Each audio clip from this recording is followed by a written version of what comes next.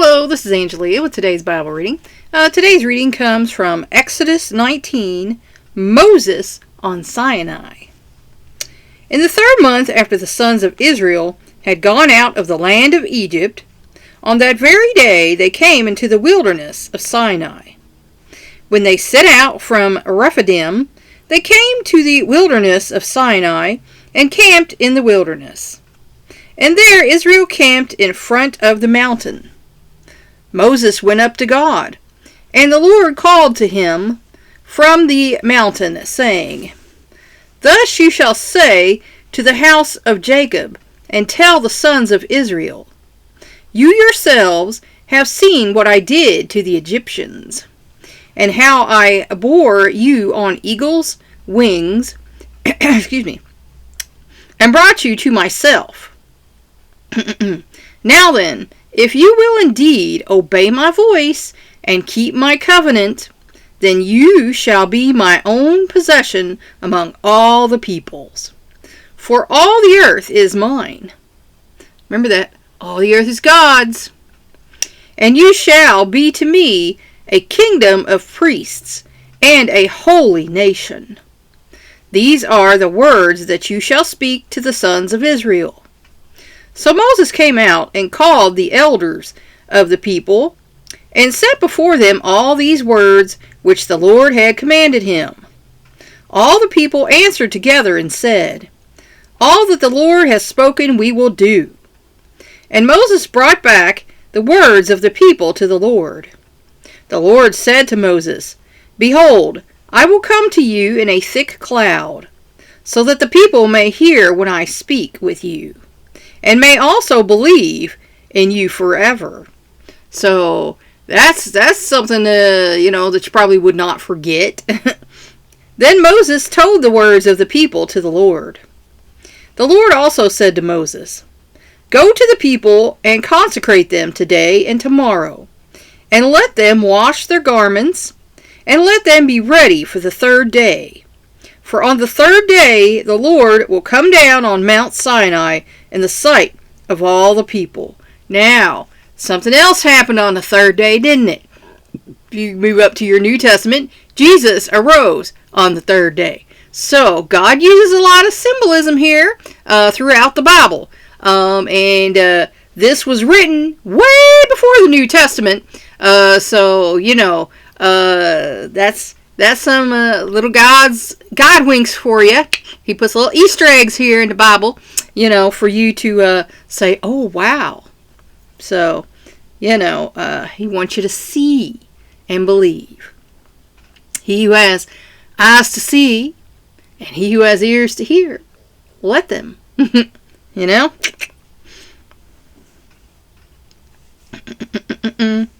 You shall set bounds for the people all around, saying, Beware that you do not go up on the mountain or touch the border of it.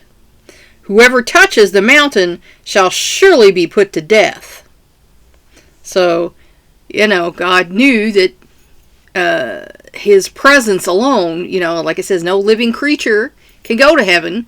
There's scientists who say the black holes are entryways, to heaven and hell and whatever other dimension.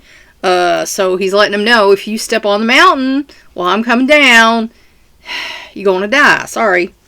No hand shall touch him, but he shall surely be stoned or shot through.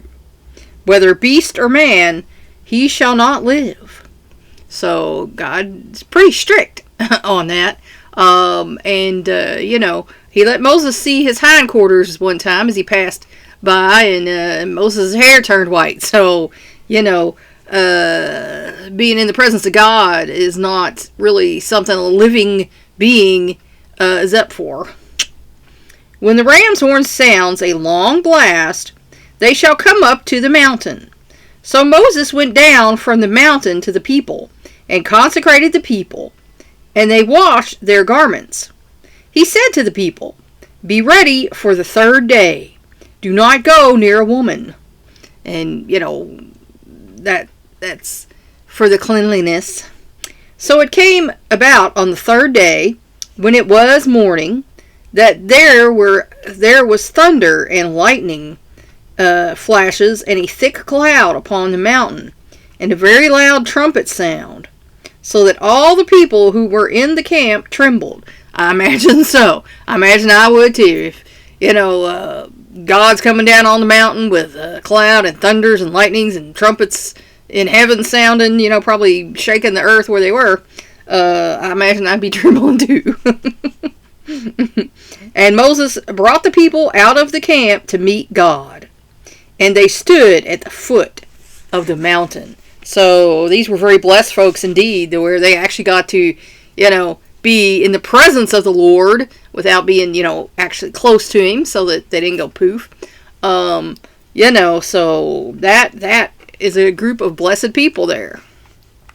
Let's see what our biblical scholars have to say about this. Okay.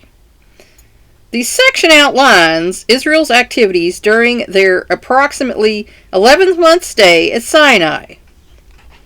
The Israelites discerned the familiar pattern in shortened form of a suzerainty, superior-subordinate relationship, treaty in God's words, a preamble, a historical prologue, certain stipulations, and blessings. The acceptance in solemn assembly would normally be recorded in the final treaty document. Here it follows upon presentation of the treaty to them from the mountain. The sign which the Lord had given particularly to Moses when he was still in Midian, that God had indeed sent him, was now fulfilled. He was with the people before the mountain of God, house of Jacob, sons of Israel. In employing this dual designation for the nation, the Lord reminded them of their humble beginning as descendants of Abraham through Isaac and Jacob, which had been with them in Egypt, and their status now as a nation, children or people, born on eagle's wings. With a most appropriate metaphor, God described the Exodus and the journey to Sinai. Eagles were known to have carried their young out of the nests on their wings and taught them to fly, catching them when necessary on the outspread wings. Moses, in the final song, employed this metaphor of God's care for Israel, and especially noted that there was only one Lord who did this.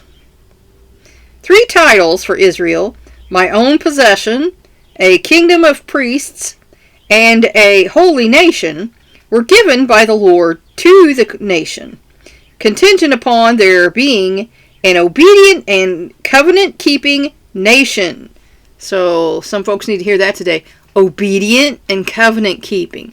Because you can say you're one of God's people or a Christian all you want, but if you're not, being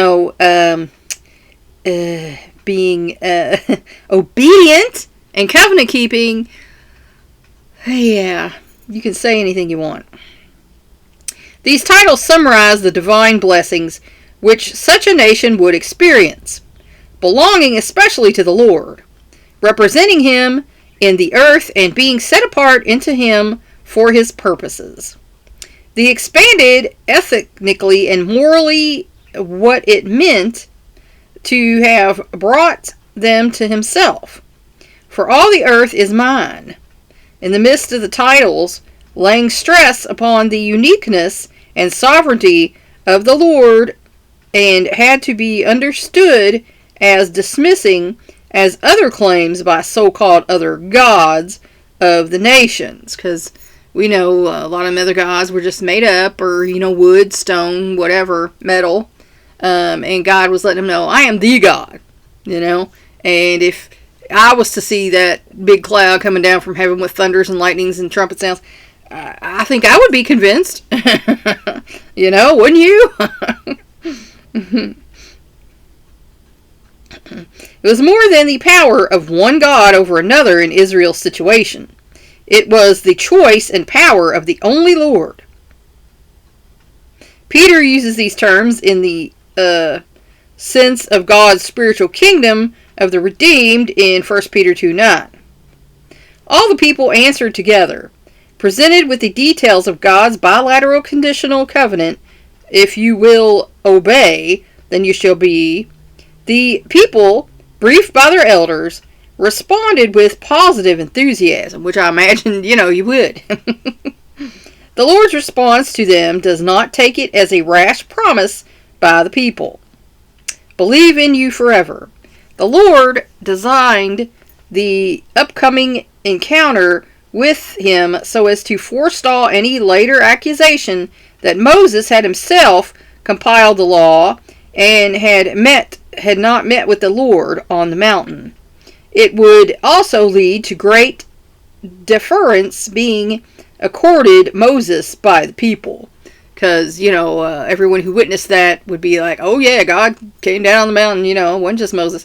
And, maybe throughout the years, that might have been diluted. So, consecrate them. How serious this step was for the nation was emphasized for them by 2 days of special preparation. The inward preparation for meeting with God was mirrored in the outward actions of maintaining bodily cleanliness. The proper approach to a holy God could not have been better stressed than by imposing a death penalty upon those who violated the arbitrary boundaries which God had set around the mountains. Even animals could not encroach upon this sacred area. Do not go near a woman. This was so they would be ceremonially clean. Thunder and lightning, the dramatic visual presentation of God's presence on the mountain, accompanied by that thick cloud and trumpet blast, more than impressed the onlookers with God's majesty and power. They trembled. But so did Moses, which, as I said, if I was there, I believe I'd have been trembling too. Might have wished you had some depends on that one, probably.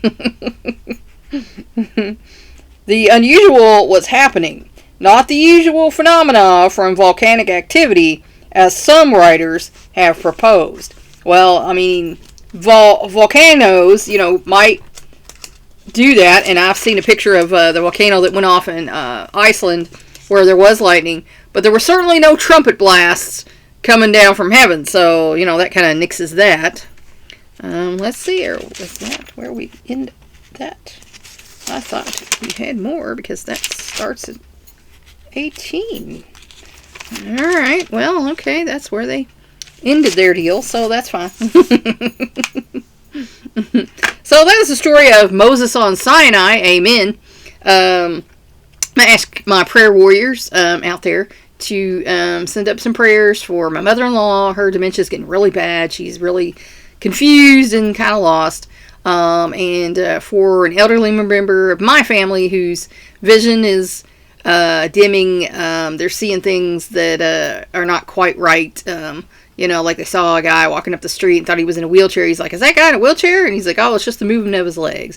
And he thought when I was going, to get his mail, I was sweeping my cane back and forth like a mine, sweeper or something. And I was not doing that at all. And then someone supposedly walked up a sidewalk, but we had 5.5 inches of snow. So my husband and I looked out there. There were no footprints on his sidewalk. So he saw some girls walking down the street and thought they were near his side of the street, but they were on the other side of the street and went to a house.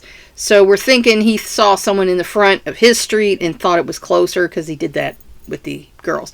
So, if you want to pray for his vision, that would be good. He's going to be 85 on his birthday, so, it might just be the new thing for him. But, if you could pray for his healing, that might be helpful. I did not get put on Ozempic, because I got my A1C down a point and I lost 4 pounds, as I told you. I was so excited. I thought I'd lost like 20 pounds, and then I lost 4 pounds. So anyway, because my A1C was down and I did lose some weight, he did not put me on that. So that's good. I don't have to worry about that. But because my cholesterol and triglycerides were high, he went ahead and put me on a statin booster.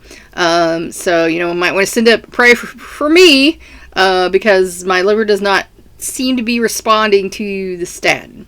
That's just kind of my body, you know. I either, when I take meds, I either have, you know, it hits me hard and I have all kinds of side effects, or it doesn't hit me at all. So, you know, maybe send up a few for me, and a few for my husband. His memory, and, you know, follow through on things is getting to be really bad because of his brain damage. But he also has a little sac of blood near his scar tissue in his lung, where he had his operation. So you might want to send up a little prayer for that, that the Lord heal that.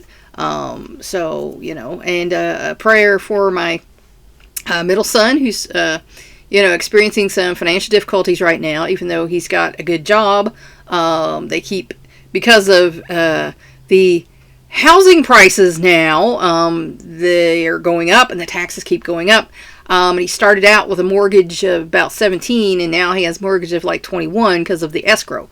So, you know, if you send up a prayer for him, he's even talking about getting part-time jobs and starting a side business and all kinds of stuff. So if you send a prayer for him financially, I would appreciate that, because, you know, that's a very stressful situation to be in, because he's expecting a baby.